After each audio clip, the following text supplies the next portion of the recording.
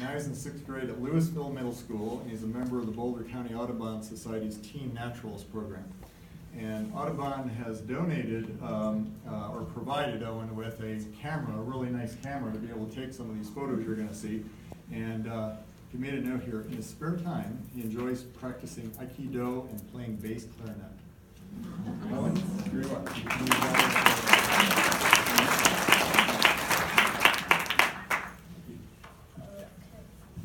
Let's turn it on. Is this on? There we go. Okay, can you hear me? Yeah. Okay. So, yeah, as Martin said, I am Owen, and just thanks for coming. Here's some of my bird photos. So, this is my first one. This is a dark-eyed junco. I actually took this in my backyard, and this is one of the more common winter birds that migrates here, and I just like this. It shows that I just like it. Looks interesting, and you see them a lot. So it shows that this bird can still be interesting, even if you see like tons of them. Yeah, and this is a green-winged teal. I took this. I forget. Okay, but this is actually a female green-winged teal, and normally. On males, you see this really beautiful chestnut brown head with a green eye stripe, but with females, there's none of that. But there still is the green wing patch, and I really like how this shows that their females are beautiful when everybody pays attention to the males. It seems like that happens way too much.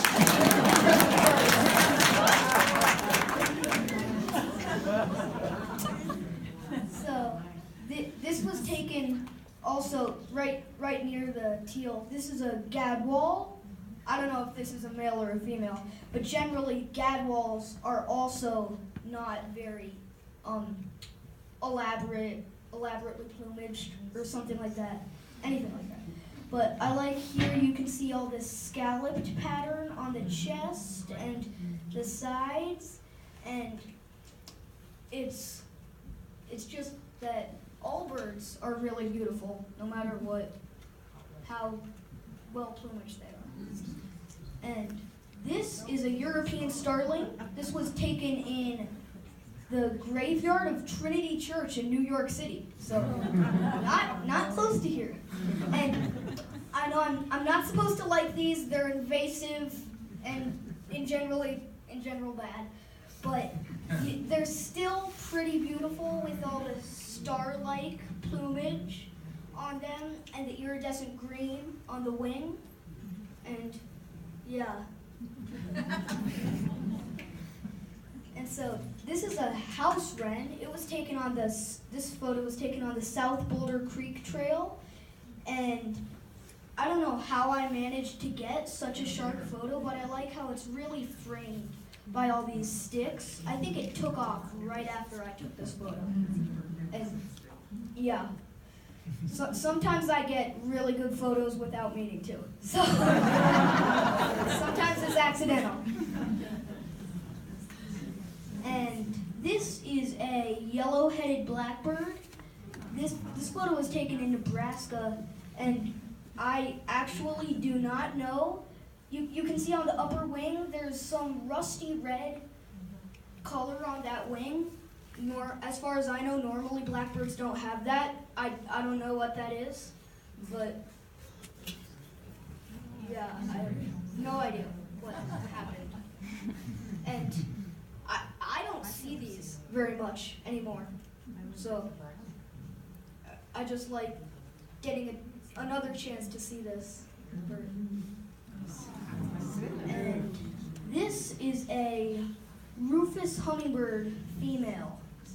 And I was actually looking for Allen's hummingbirds, didn't find them, got this. This was in Oregon. I didn't know if Allen's could be found that far north. Apparently they can't. But I was in a flower garden looking for hummingbirds, and I saw this one, and I got this beautiful flowery background. And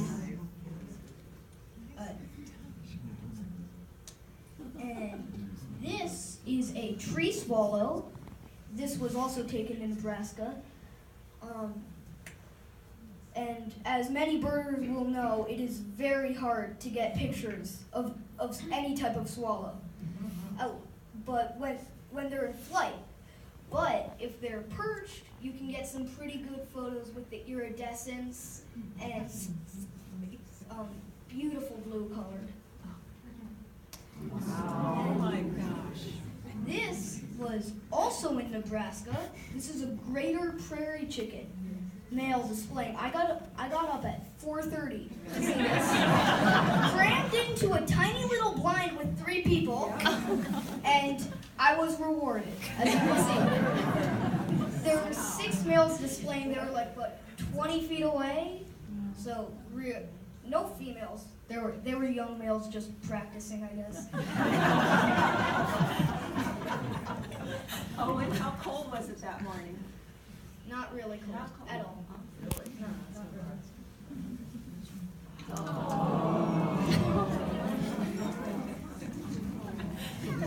And this is also from Nebraska. This is a great horned owl, a mother and its chick. And here, as you can obviously see, I like how the chick is like, yeah! and the mother is like, I have to put up with this. I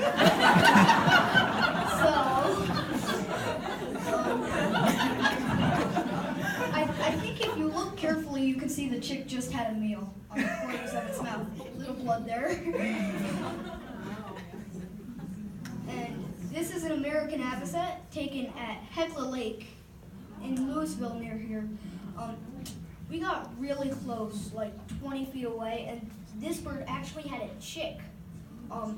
Just off to the right here, I got some photos. They're not included in the slideshow, but you can see this is a female because of the very sharply upturned beak. Avocets are one of the only birds that have that type of beak. And these are 3 black-footed albatrosses. This was taken off of the coast of Washington, these are now my favorite bird, even though I like all birds. But here you can, this really emphasizes the huge wingspan length. And these are tiny albatrosses. The wingspan length was, I think it's like 70-something inches. I don't know, something like that. But and these are tiny, really. These were looking for some fish in the water. They were just behind a fishing boat. And this is a red-necked grebe, and its chick you can see on the left side. So we were camping at this lake in Montana. I had absolutely no idea that I would see these. So we were driving in, and I saw some random ducks out the window. And so later, I ran over to the lake and saw this. And I got quite a surprise. And this is a snowy egret. This photo was actually taken at Wanaka Lake. And here you can see a lot of the plumes on the neck and lower tail. They almost went extinct for those plumes. But yeah, and just really, really beautiful bird. And this is my last photo. This is a red-tailed hawk, also taken at Hecla Lake. And this was about 10 to 20 feet away from us. We knew that there were red-tailed hawks like on a telephone pole way far away. And then this hawk flew in. And I have no idea why, but I'm glad it did. And I like this really, really majestic kind of eagle type pose, you know? And kind of what you would expect from a bald eagle. You know?